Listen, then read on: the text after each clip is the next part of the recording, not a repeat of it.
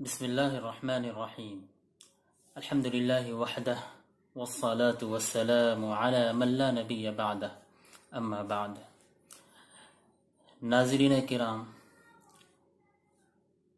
قرآن شریف میں سے چاروں قل یہ بہت ہی مشہور صورتیں ہیں۔ قل یا ایھا الکافرون، قل هو اللہ احد، قل اعوذ برب الفلق، قل اعوذ برب الناس۔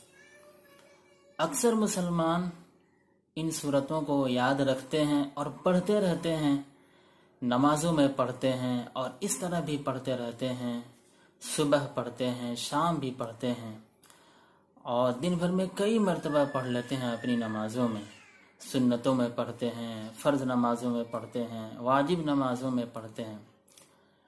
لیکن اس صورت کا مطلب کیا ہے، اس صورت کا مفہوم کیا ہے، اس کے مطلب، اس کے مفہوم اور اس کے معانی سے بہت سے مسلمان واقف نہیں ہیں، وہ جانتے ہی نہیں ہیں۔ اس صورت کو پڑھنے میں کتنا فائدہ ہے، کتنا ثواب ہے، دنیا میں بھی کتنا فائدہ حاصل ہوتا ہے اور مرنے کے بعد کتنا اس کا فائدہ حاصل ہوگا، معلوم ہی نہیں ہے۔ اس صورت کا مقام کتنا ہے، معلوم ہی نہیں ہے۔ اسی وجہ سے وہ اس سے پوری طرح فائدہ نہیں اٹھا پاتے ہیں۔ ظاہر سی بات ہے، جیسی نیت کے حساب سے، نیت کے اعتبار سے، نیت کے مطابق فائدہ حاصل ہوتا ہے، تو نیت بڑی نہیں ہوتی ہے، چھوٹی نیت ہوتی ہے، اسی اعتبار سے وہ فائدہ اٹھاتے ہیں۔ اگر ان صورتوں کی خصوصیات، ان کے فضائل اور ان سے حاصل ہونے والے فوائد کے بارے میں جانکاری حاصل ہو جائے، معلومات حاصل ہو جائے، پھر ان کے مطابق نیت کر کے ان صورتوں کی تلاوت کی جائے تو پھر فائدہ بھی اتنا ہی زیادہ ہوتا ہے، بہت زیادہ فائدہ ہوگا۔ یہ بہت ہی عظیم الشان صورتیں ہیں۔ تو آئیے میں آج سورۃ الاخلاص کی تلاوت کروں گا اور اس کی تفسیر آپ کے سامنے بیان کی جائے گی۔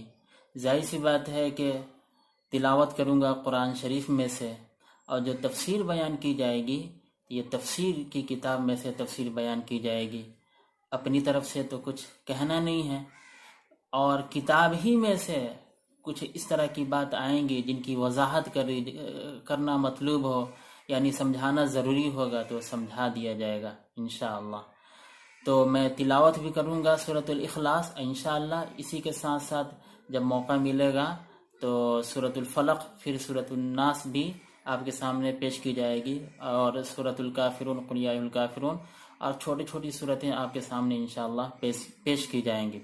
تو تلاوت سنیے، سننے میں بھی بہت ثواب حاصل ہوتا ہے، اور اس کے بعد پھر اس کا ترجمہ اور تفسیر آپ کے سامنے پیش کی جائے گی۔ اعوذ باللہ من الشیطان الرجیم، بسم اللہ الرحمن الرحیم۔ قل هو اللہ احد، اللہ الصمد، لم یلد ولم یولد ولم یکن له کفوا احد۔ صدق اللہ العظیم۔ یہ سورۃ الاخلاص ہے۔ سورۃ الاخلاص مکے میں نازل ہوئی اور اس کی 4 آیتیں ہیں۔ بسم اللہ الرحمن الرحیم۔ ترجمہ: شروع اللہ کے نام سے جو بے حد مہربان، نہایت رحم والا ہے۔ اب قل هو اللہ احد سے ترجمہ سنیے۔ قل هو اللہ احد، تو کہہ وہ اللہ ایک ہے، اللہ بے نیاز ہے، نہ کسی کو جنا، نہ کسی سے جنا، نہ کسی کو جنا، نہ کسی سے جنا، اور نہیں اس کے جوڑ کا کوئی۔ یہ تو سورۃ الاخلاص یعنی اس سورت کا مختصر سا ترجمہ ہوا، آسان سا ترجمہ ہوا۔ انشاءاللہ اس کو اور آسانی کے ساتھ اور آسان ترجمہ پیش کرنے کی کوشش کروں گا۔ ابھی تھوڑی سی اور بات آپ کے سامنے کروں کہ اس کا سبب نزول یہ ہے کہ اس سورت کا سبب نزول یہ ہے کہ ایک مرتبہ مشرکین نے آپ سے کہا کہ اپنے رب کی صفات اور نسب بیان کیجیے، یعنی یہ صورت کب نازل ہوئی؟ تو وہی آپ کے سامنے پیش کی جا رہی ہے کہ ایک مرتبہ مشرکین نے کہا کہ اپنے رب کی صفات اور نسب بیان کیجیے، اس پر یہ صورت نازل ہوئی۔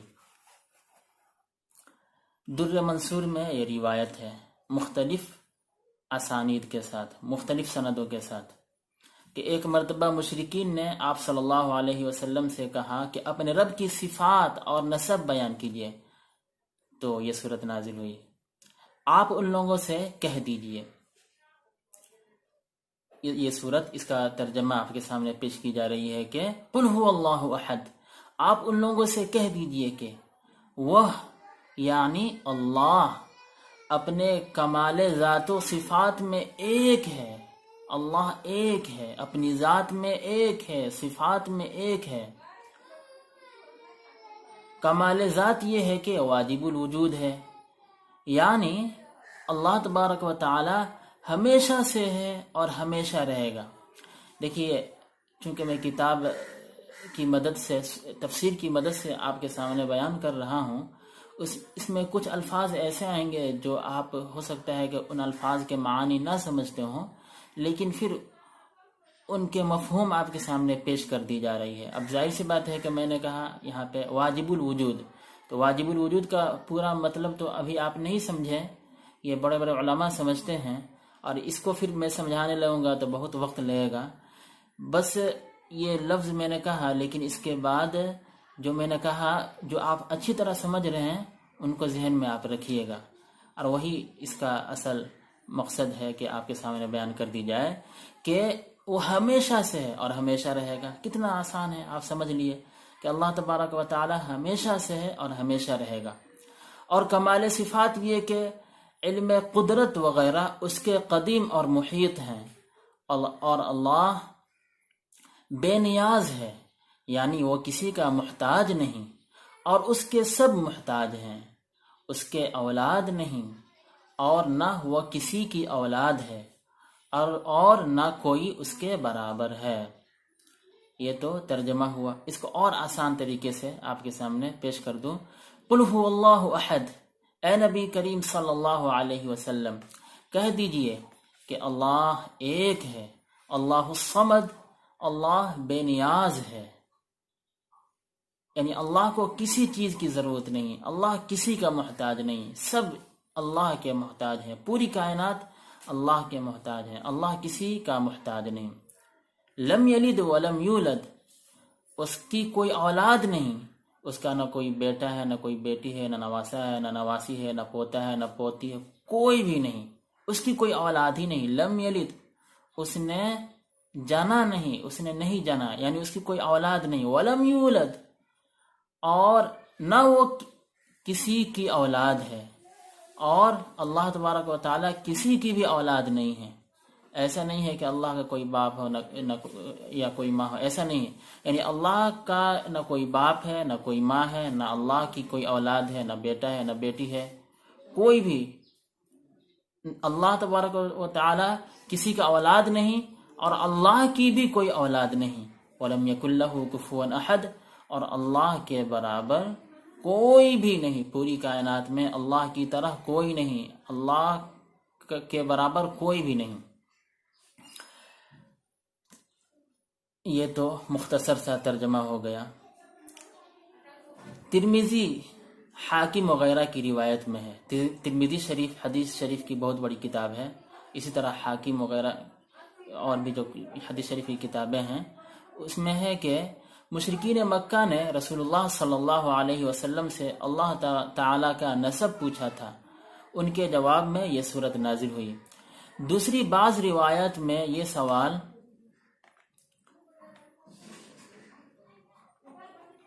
یہود مدینہ کی طرف منسوب کیا گیا ہے، دوسری بعض روایت میں یہ سوال یہود مدینہ کی طرف منسوب کیا گیا، اسی لیے اس صورت کے مکی یا مدنی ہونے میں اختلاف ہے۔ یعنی بعض روایت میں یہ اس طرح بات آئی ہے کہ مدینہ کے جو یہودی تھے ان لوگوں نے اس طرح کا سوال کیا، تو اسی لیے اس میں اختلاف ہو گیا کہ یہ صورت مکے میں نازل ہوئی یا مدنی میں نازل ہوئی۔ حضرت عبداللہ ابن مسعود رضی اللہ تعالیٰ عنہ، حسن بصری، عطا، اکرمہ، جابر رضی اللہ عنہم نے اس کو مکی کہا ہے۔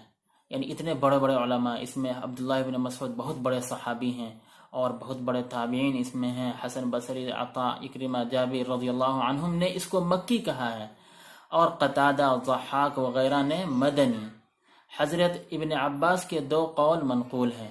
قرطبی تفسیر کی بہت بڑی کتاب ہے، اس میں یہ بات لکھی ہوئی ہے۔ یعنی بہت بڑے بڑے صحابہ اور تابعین، بہت بڑے بڑے علماء نے کہا ہے کہ یہ مکی ہے، اور دوسرے بہت بڑے بڑے علماء نے کہا ہے کہ یہ مدنی ہے۔ یہ چھوٹے موٹے علماء نہیں ہیں، بلکہ سب کے سب بہت بڑے علماء ہیں۔ یہ علماء اتنے بڑے ہیں کہ ان کا قدم مبارک، ان کا پیر اگر ہمارے چہرے پر رکھ دیا جائے، ہمارے سینے پر رکھ دیا جائے، تو یہ ہمارے لیے خوش قسمتی کی بات ہے، اتنے بڑے بڑے علماء۔ بعض روایات میں ہے کہ مشرکین کے سوال میں یہ بھی تھا کہ اللہ تعالیٰ کس چیز کا بنا ہوا ہے، سونا، چاندی یا کچھ اور؟ ان کے جواب میں یہ صورت نازل ہوئی۔ بعض روایت میں اس طرح ہے کہ مشرکین نے یہ بھی سوال کیا تھا کہ اللہ تبارک و تعالیٰ کس چیز کا بنا ہے، اللہ سونا کا بنا ہے یا چاندی کا بنا ہے؟ تو یہ صورت نازل ہوئی، اور اس صورت میں بتا دیا گیا ہے کہ اللہ کسی کا اولاد نہیں، اور اللہ کی بھی کوئی اولاد نہیں، اور اللہ کے برابر کوئی بھی نہیں، اور سب اللہ کے محتاج ہیں، اللہ کسی کا محتاج نہیں، اللہ ایک ہے، بس ایک ہے، بس ایک ہے، اللہ کی طرح کوئی بھی نہیں۔ امام احمد نے حضرت انس رضی اللہ تعالی عنہ سے روایت کیا ہے کہ ایک شخص رسول اللہ صلی اللہ علیہ وسلم کی خدمت میں حاضر ہوا اور عرض کیا کہ مجھے اس صورت یعنی سورہ اخلاص سے بڑی محبت ہے۔ آپ صلی اللہ علیہ وسلم نے فرمایا کہ اس کی محبت نے تمہیں جنت میں داخل کر دیا۔ ابن کثیر میں یہ روایت موجود ہے کہ ایک شخص رسول اللہ صلی اللہ علیہ وسلم کی خدمت میں حاضر ہوا۔ وہ شخص کون تھا؟ وہ بہت بڑے صحابی تھے۔ وہ صحابی حاضر ہوئے اور بولے کہ مجھے اس صورت یعنی سورہ اخلاص سے بڑی محبت ہے۔ تو آپ صلی اللہ علیہ وسلم نے فرمایا کہ اس کی محبت نے تمہیں جنت میں داخل کر دیا۔ میرے بزرگوں، دوستو، ہم سب اس سے محبت کرتے ہیں۔ آج تک آپ کو پتہ تھا؟ اگر پتہ تھا تو بہت اچھی بات ہے، اگر نہیں معلوم تھا تو سن لیجئے۔ اس صورت سے محبت کرنے کی وجہ سے انسان جنت میں داخل ہوتا ہے، جیسا کہ اس حدیث شریف سے پتہ چل رہا ہے۔ تو اب تک تو ہم اس صورت سے محبت کرتے تھے، اب اس کا جو فائدہ ہے ابھی جو ہمیں مل رہا ہے، اب اس نیت سے محبت کریں گے کہ اس صورت کی محبت کی وجہ سے انسان جنت میں داخل ہوتا ہے۔ کتنی بڑی بات ہے۔ اب نیت ہماری اور اچھی ہو جائے گی، پہلی بھی اچھی تھی، اب اور اس میں بڑھوتری ہوگی اور اضافہ ہوگا۔ ترمذی شریف نے حضرت ابو ہریرہ رضی اللہ تعالیٰ عنہ سے روایت کیا ہے۔ ترمذی شریف میں حضرت ابو ہریرہ رضی اللہ تعالیٰ عنہ سے روایت ہے کہ ایک مرتبہ رسول اللہ صلی اللہ علیہ وسلم نے لوگوں سے فرمایا کہ سب جمع ہو جاؤ، میں تمہیں 1/3 قرآن سناؤں گا۔ جو جمع ہو سکتے تھے جمع ہو گئے، تو آپ تشریف لائے، آپ صلی اللہ علیہ وسلم تشریف لائے اور قل هو اللہ احد اخیر تک قرأت کی، اور ارشاد فرمایا کہ یہ سورت 1/3 قرآن کے برابر ہے۔ مسلم شریف میں یہ روایت ہے۔ مسلم شریف میں بھی اس طرح کی روایت ہے، جیسے ترمذی میں روایت ہے اسی طرح مسلم شریف میں بھی اس طرح کی روایت ہے۔ یعنی 1/3 قرآن کا مطلب یہ ہے کہ جیسے 100 میں سے 3 جگہ کر دیے تو ایک جگہ اس کو 1/3 کہتے ہیں۔ تو صرف سورۃ الاخلاص یعنی قل هو اللہ احد اگر تلاوت کرتے ہیں، اس کا مطلب یہ ہے کہ پورے قرآن شریف کو اگر 3 حصہ کیا جائے تو 1 حصہ کی ہم نے تلاوت کر لی۔ اگر 3 مرتبہ سورۃ الاخلاص کی ہم تلاوت کر لیتے ہیں تو 1/3 پھر 1/3 پھر 1/3 سب کو جوڑ دیں گے تو کیا ہو جائے گا؟ پورے ایک قرآن شریف کے برابر تلاوت کرنے کا ثواب ملے گا۔ کتنی بڑی بات ہے۔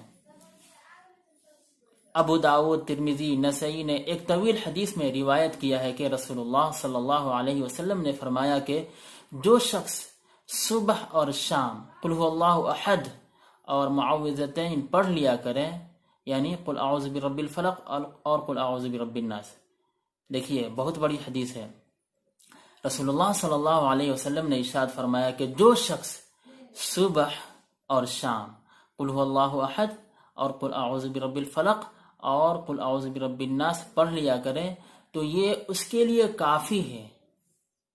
اور ایک روایت میں ہے کہ یہ اس کو ہر بلا سے بچانے کے لیے کافی ہے۔ ابن کثیر میں ہے، کتنی بڑی بات ہے، تفسیر کی بہت بڑی کتاب ہے ابن کثیر، اس میں یہ بات لکھی گئی ہے، اس میں یہ روایت، یہ حدیث شریف موجود ہے۔ یعنی صبح میں اس کو اگر پڑھ لیا جائے، قل هو اللہ احد قل اعوذ برب الفلق اور قل اعوذ برب الناس پڑھ لیا جائے تو یہ اس طرح کا یہ پڑھ لینا اس کے لیے کافی ہے، یعنی ہر بلا سے بچانے کے لیے کافی ہے، ہر مصیبت سے بچانے کے لیے کافی ہے۔ اب ظاہر سی بات ہے کہ مصیبت دنیا کی جتنی بھی ہوں سب مصیبتوں کو اس میں سمیٹ لیجئے۔ کسی کے ساتھ مصیبت ہوتی ہے کہ اس کا ہاتھ ٹوٹا ہے، پیر ٹوٹا ہے، یا پیسے کی کمی ہے، یا برکت نہیں ہے، یا جادو ہو گیا ہے، جادو ٹونا ہو گیا ہے، یا جنات پریشان کرتے ہیں، یا وغیرہ وغیرہ طرح طرح کی مصیبتیں ہیں۔ تو جو صبح میں اس کو پڑھ لے اور شام کو پڑھ لے تو ہر طرح کی مصیبت سے بچانے کے لیے، ہر بلا سے بچانے کے لیے کافی ہے۔ اب سوال یہ ہوگا کہ کوئی آدمی پڑھ رہا پھر بھی مصیبت اس کے پاس سے ختم نہیں ہو رہی ہے، پھر اس کا بھی جواب ہے انشاءاللہ، کبھی اس کے بارے میں بیان کی جائے گی۔ بس اتنی بات سمجھیے کہ نیک جو انسان ہوتے ہیں وہ تو پڑھتے ہی رہتے ہیں، پھر ان کے اوپر کیوں مصیبت آتی ہے؟ تو جو نیک ہوتے ہیں تو اللہ تبارک تعالیٰ ان کے اوپر مصیبت اس لیے بھیجتے ہیں کہ ان کا امتحان لیتے ہیں، پھر امتحان میں اللہ تبارک تعالیٰ پاس کرتے ہیں اور وہ آدمی صبر کرتا ہے، اللہ پاس کر دیتے ہیں، پھر ان کا درجہ بہت اونچا ہوتا ہے۔ یہ اللہ کا نظام ہے۔ کبھی کبھی مصیبت اس لیے آتی ہے کہ انسان بہت گناہ کرتا ہے، تو اس لیے اللہ تبارک و تعالیٰ مصیبتوں کو بھیجتے ہیں۔ تو اس طرح یہ ہوتا ہے۔ اور کبھی کبھی ایسا ہوتا ہے کہ آپ نے صحیح سے پڑھا ہی نہیں، تو ظاہر سی بات ہے جب صحیح سے آپ نے پڑھا نہیں، صحیح سے نیت سے نہیں پڑھیں گے یا صحیح سے نہیں پڑھیں گے تو پھر اس کے اثر میں تو فرق پڑے گا ہی۔ اور کبھی کبھی آپ نے صحیح سے پڑھا لیکن پھر بھی اس کا اثر آپ کو لگ رہا ہے کہ ظاہر نہیں ہو رہا، تو یہ وہاں پہ اللہ تبارک و تعالیٰ امتحان لیتے ہیں کہ میرا بندہ مجھ سے دور رہتا ہے یا میرے قریب ہی رہتا ہے۔ اگر آپ قریب ہی رہیں اس حالت میں بھی اور صبر کرتے رہیں پھر آپ کا مقام بہت اونچا ہوتا ہے۔ آپ بتائیے کہ نبی کریم صلی اللہ علیہ وسلم سے بڑھ کر بھی کوئی ہو سکتا ہے کیا؟ لیکن ان کے اوپر مصیبتیں آئیں کہ نہیں؟ تو ہم اور آپ کیا ہے؟ کچھ بھی نہیں ہے۔ ہم تو بالکل یعنی سمجھیے کہ کچھ بھی نہیں ہے۔ نبی کریم صلی اللہ علیہ وسلم پوری کائنات کے سردار ہیں، تو ان کے ساتھ مصیبتیں آئیں کہ نہیں؟ اب اس میں جو فرمایا گیا ہے کہ ان صورتوں کو پڑھ لینے سے ہر بلا سے حفاظت ہوتی ہے، تو یہ بھی حق ہے، بالکل صحیح ہے۔ جب ان کو پڑھ لیے پھر مصیبت آ رہی ہیں تو پھر اس میں آپ کو ٹینشن لینے کی ضرورت ہی نہیں ہے، وہ تو اللہ کی طرف سے ایک ہے اور اس میں اللہ تبارک و تعالی آپ کو بہت اونچا مقام دیں گے۔ میں نے بتایا نا کہ کبھی آپ نے غلط ہی پڑھا تو پھر کیسے مصیبت نہیں آئے گی، کیسے مصیبت سے حفاظت ہوگی۔ اور کبھی ایسا بھی ہوتا ہے کہ آپ نے صحیح پڑھا لیکن پھر میں نے جو بات بتا دی ان کو پھر دھیان سے سن لیجیے گا۔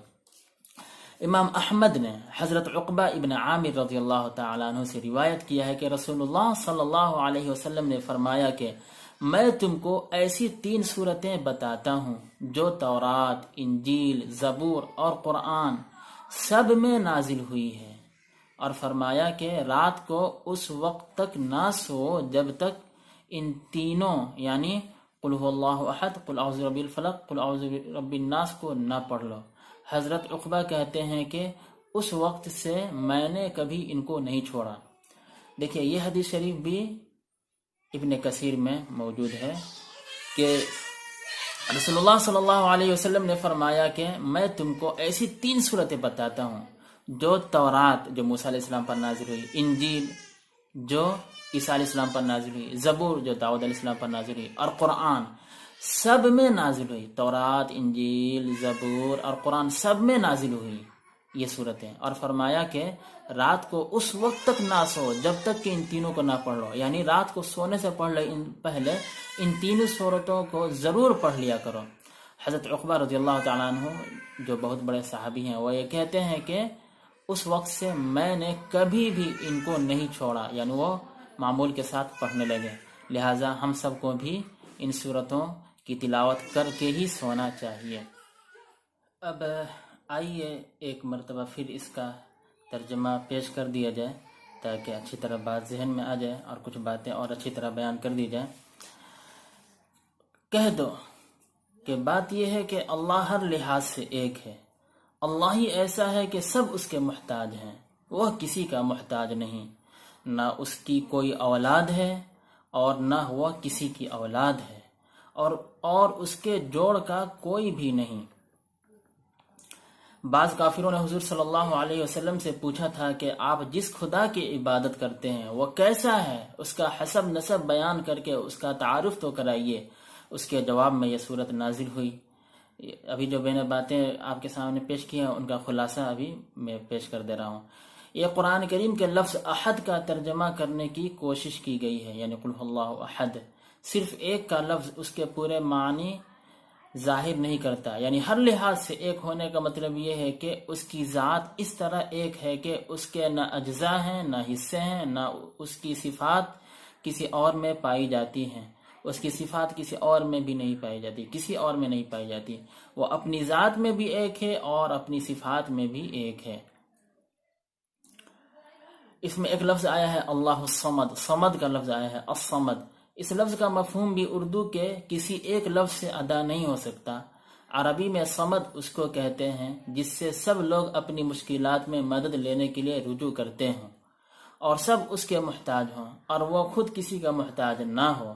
عام طور سے اختصار کے پیش نظر اس لفظ کا ترجمہ بے نیاز کیا جاتا ہے، یعنی صمد کا ترجمہ بے نیاز کیا جاتا ہے، لیکن وہ اس کے صرف ایک پہلو کو ظاہر کرتا ہے کہ وہ کسی کا محتاج نہیں، لیکن یہ پہلو اس میں نہیں آتا کہ سب اس کے محتاج ہیں۔ اس لیے یہاں ایک لفظ سے ترجمہ کرنے کے بجائے اس کا پورا مفہوم بیان کیا گیا ہے کہ اللہ تبارک و تعالی کسی کے محتاج نہیں ہیں، سب اس کے محتاج ہیں۔ اس میں کہا گیا ہے لم یلد ولم یولد، یعنی اللہ کی کوئی اولاد نہیں ہے اور اللہ کسی کی اولاد نہیں ہے۔ تو یہ ان لوگوں کی تردید ہے جو فرشتوں کو اللہ تعالیٰ کی بیٹیاں کہتے تھے، یعنی ان لوگوں کو جواب دیا جا رہا ہے خاص طور سے جو لوگ کہتے تھے کہ فرشتے تو اللہ کی بیٹیاں ہیں۔ تو اس صورت میں کہا گیا ہے کہ نہیں، ایسا نہیں ہے، اللہ کی تو کوئی اولاد ہی نہیں ہے، تو فرشتوں کو کیوں کہتے ہو کہ اللہ کی بیٹیاں ہیں؟ فرشتوں کے بارے میں ایسا کیوں کہتے ہو؟ یا اسی طرح کچھ لوگوں نے کہا تھا کہ عیسیٰ علیہ السلام اور عزیر علیہ السلام یہ اللہ کے بیٹے ہیں، تو اس میں جواب دیا گیا کہ اللہ کی نہ کوئی بیٹی ہے نہ کوئی بیٹا ہے، اس کی تو کوئی اولاد ہی نہیں ہے۔ اسی طرح کہا گیا ہے وَلَمْ يَكُنْ لَهُ كُفُوًا أَحَدٌ، یعنی اللہ کے برابر کوئی نہیں ہے جو کسی معاملے میں اس کی برابری یا ہمسری کر سکے۔ اس صورت کی ان 4 مختصر آیتوں میں اللہ تعالیٰ کی توحید کو انتہائی جامع انداز میں بیان فرمایا گیا ہے۔ پہلی آیت میں ان کی تردید ہے جو ایک سے زیادہ خداؤں کے قائل ہیں۔ دوسری آیت میں ان کی تردید ہے جو اللہ تعالیٰ کو ماننے کے باوجود کسی اور کو اپنا مشکل کشا، کارساز یا حاجت روا قرار دیتے ہیں۔ تیسری آیت میں ان کی تردید ہے جو اللہ تعالیٰ کے لیے اولاد مانتے ہیں، اور چوتھی آیت میں ان لوگوں کا رد کیا گیا ہے جو اللہ تعالیٰ کی کسی بھی صفت میں کسی اور کی برابری کے قائل ہیں۔ مثلا بعض مجوسیوں کا کہنا یہ تھا کہ روشنی کا خالق کوئی اور ہے اور اندھیرے کا خالق کوئی اور، یا بھلائی پیدا کرنے والا اور ہے اور برائی پیدا کرنے والا کوئی اور۔ اس طرح اس مختصر سی صورت نے شرک کی تمام صورتوں کو باطل قرار دے کر خالص توحید ثابت کی ہے۔ اسی لیے اس صورت کو سورہ اخلاص کہا جاتا ہے، اور ایک صحیح حدیث شریف میں اس کو قرآن کریم کا ایک تہائی حصہ قرار دیا گیا ہے، جس کی وجہ بظاہر یہ ہے کہ قرآن کریم نے بنیادی طور پر 3 عقیدوں پر زور دیا ہے: توحید، رسالت اور آخرت، اور اس صورت نے ان میں سے توحید کے عقیدے کی پوری وضاحت فرمائی ہے۔ اس صورت کی تلاوت کے بھی احادیث میں بہت فضائل آئے ہیں، اس صورت کی تلاوت کرنے میں بہت ثواب ملتا ہے، بہت فوائد ہیں۔ یہ ہے سورۃ الاخلاص کی مختصر تشریح۔ اللہ تبارک و تعالیٰ سے دعا ہے کہ اللہ تبارک و تعالیٰ ہمیں قرآن شریف پڑھنے کی توفیق عطا فرمائے، عمل کرنے کی توفیق عطا فرمائے، خاص طور سے سورۃ الاخلاص کو اچھی طرح پڑھنے کی اور اچھی طرح سمجھنے کی، عمل کرنے کی توفیق عطا فرمائے۔ اس بیان کو بار بار سنیے کہ اس میں میری طرف سے کوئی بات نہیں ہے، قرآن اور حدیث کی بات ہے، تفسیر کی بات ہے، اسی لیے بہت ٹھہر ٹھہر کر آپ کے سامنے پیش کی گئی ہے۔ جب بار بار سنیں گے تو انشاءاللہ اللہ سے قربت نصیب ہوتی جائے گی، اس لیے کہ قرآنی جو علوم ہے، قرآن کے بارے میں جو جانکاری ہے، جو علم ہے، آپ کے سینے میں محفوظ ہوتا چلا جائے گا اور راستہ کھلتا چلا جائے گا جنت کی طرف۔ اللہ تبارک و تعالی ہم سب کو صحیح اور سچی باتوں کو سننے، سمجھنے اور عمل کرنے کی توفیق عطا فرمائے۔ وآخر دعوانا ان الحمدللہ رب العالمین۔ معزز ناظرین، آپ نے پوری ویڈیو دیکھی، آپ کا بہت بہت شکریہ، جزاکم اللہ خیرا، a lot of thanks for you۔ Video اگر پسند آ جائے تو ضرور لائک کریں، شیئر کریں اور کمنٹ باکس میں اپنی رائے ضرور ظاہر کریں، اور ایک گزارش یہ بھی ہے کہ چینل کو ضرور سبسکرائب کر لیں تاکہ اس چینل پہ جو بھی ویڈیو اپلوڈ کی جائے آپ تک آسانی سے پہنچ جائے۔ کوشش یہ کی جاتی ہے کہ اس چینل پہ وہی ویڈیو اپلوڈ کی جائے جس سے دنیا میں بھی فائدہ ہو اور مرنے کے بعد بھی فائدہ حاصل ہو۔ شکریہ، جزاکم اللہ خیر۔